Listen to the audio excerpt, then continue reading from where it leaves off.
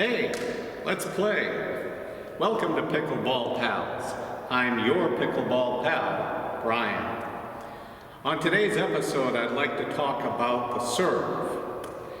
In the last episode that we had, where I was just getting back into playing pickleball after some time away, a pickle sabbatical, you could say, I said that the serve was the most important or basic shot in all of pickleball. And you saw me practicing it. Because you can only score points in pickleball when you're serving. And if you cannot get the ball in on the serve, you can't score a point. If you are not consistent with it, getting it in, and deep in the court, or most of all, just getting it in consistently, you're not going to win many points. So it's important to find a way that you can consistently get the pickleball in the court, into the service court, each time that you serve. So let's take a look at the serve. Specifically, I want to focus on a new rule that comes to serving, and I'll show you that in just a minute. So let's talk about the serve. The serve starts off the game. It starts every point. And there's really only a few rules that have to do with serving in pickleball. Number one, the serve must be an underhand motion, down to up. You cannot serve as you do in tennis, up above and slam it down. That doesn't work in pickleball. It has to be an underhand motion. Okay? A couple more things. The paddle and the ball need to be below your navel, your waist, which is measured by a person's navel. And that way, the ball's below, and again, you're swinging up, in an underhand motion, over the net into the service court across there. Also, the racket must be below the server's wrist. Okay, you cannot have it up like this or hit it that way. It must be down below the wrist, all parts of the paddle, except for the grip perhaps. But the rest of it, that strike the ball and hit it that way. The other rules about serving are the server must stay behind the baseline, which here is this broken blue line that you may see, and also in between the side or outer line and the center line. Now, as long as you stay behind the baseline, the server can move side to side, any position here behind the baseline, and serve across the court. That's the other thing, is when you're serving, you serve across the court, over the net, diagonally into the service court on the other side of the net. Has to go over the no volley zone of the kitchen, over that line, and into the service court over there. And maybe some other time we'll get into more of the basic rules of pickleball. Right now I'm going to assume that you know a little bit about pickleball and have been playing. So last time I was practicing serves because I hadn't played for a while. And it took a while, but I finally got pretty good at it. So the way a basic serve basically looks is something like this.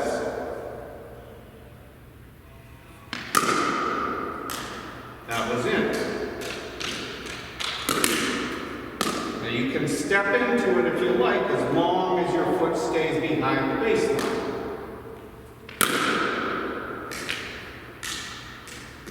Show you one more.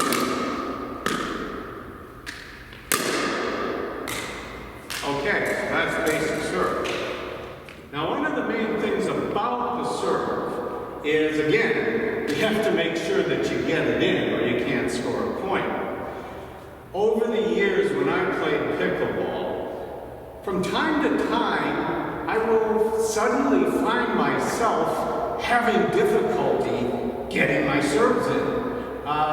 Pickleball people, picklers as we're sometimes called that the yips, kind of like in golf, putting, when you suddenly can't putt well. In pickleball, that happens sometimes, where you kind of just get awkward and freeze up or something, and you start hitting your serves out, and you can't do it.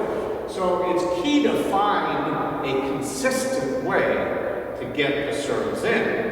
And it really comes from a lot of practice, is the main thing, so that you get confident and get a consistent motion going to help you get it in. Like that. Now, there's a new rule in pickleball. It actually started last year in 2021. It was a provisional rule that they were testing out for something called the drop serve.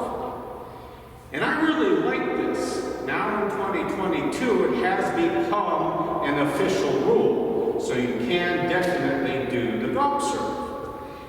And what that means is you can take the ball and drop it on the ground and hit it off the bounce instead of hitting it out of the air, as we've always done in the past. I think it's a really good idea. And for 2 or 3 reasons. Number one, when you drop the ball on the ground and hit it off, bounce like that, it's a lot more like most of the rest of the shots that you hit in pickleball. Most of the time, you're hitting a ground stroke after it bounces, either from the baseline, or inside the court, say on a return, or even if you're moving up and hitting it off the bounce, even dinking up back and forth across the kitchen line. You may sometimes hit a little volley, but you're not really putting any force into it. So, in other words, hitting a drop serve off the bounce is a lot more consistent with most of the other shots that you hit in pickleball. Outside of volleys out of the air, which are up further in the courts usually, and that's a different technique. But I like it because it can help you be consistent. Let me show you. Like that. There are only a couple rules about the drop serve. First of all, it's called a drop serve, not a bounce serve. All right? That might be because you have to drop it. You cannot propel the ball down. That's one of the only rules, is that you need to drop it and hit it. You cannot push it down. You cannot bounce it. I think the wording is propel in any way. So you cannot do that, for example. Okay? I'm not really sure why you might want to, except you can get it to bounce higher. And slam it more like that. So that would be illegal. You need to drop it. Okay? There's really no rule about how high you can drop it from. What I've found, if you're going to do it this way, is sort of a 45-degree angle up like this is good. If you take it up any higher, it's going to drop too close to your body and be a little awkward to swing at and hit. You can, if you like, drop it from a lower position, especially maybe if you're outside and there's wind blowing, then it's not as likely to affect the flight of the ball on the way down.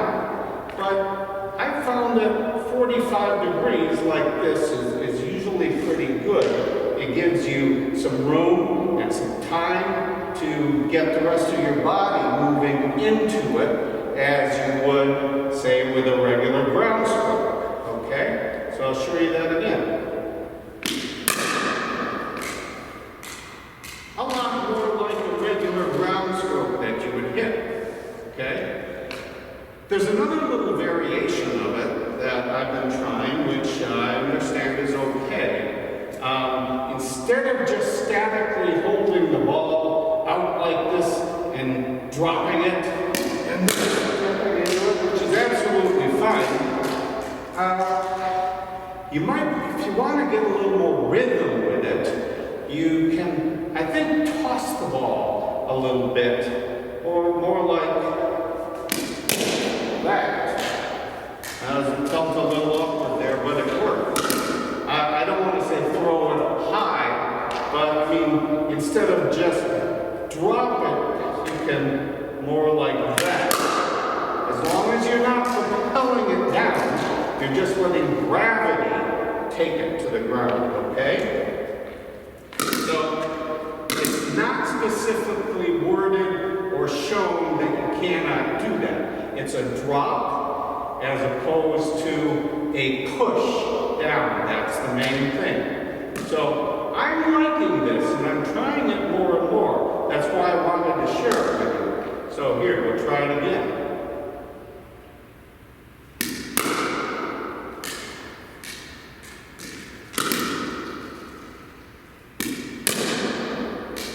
See, I'm finding it's easier to be consistent with this because, again, it's kind of like you're getting ready for a shot that's coming toward you.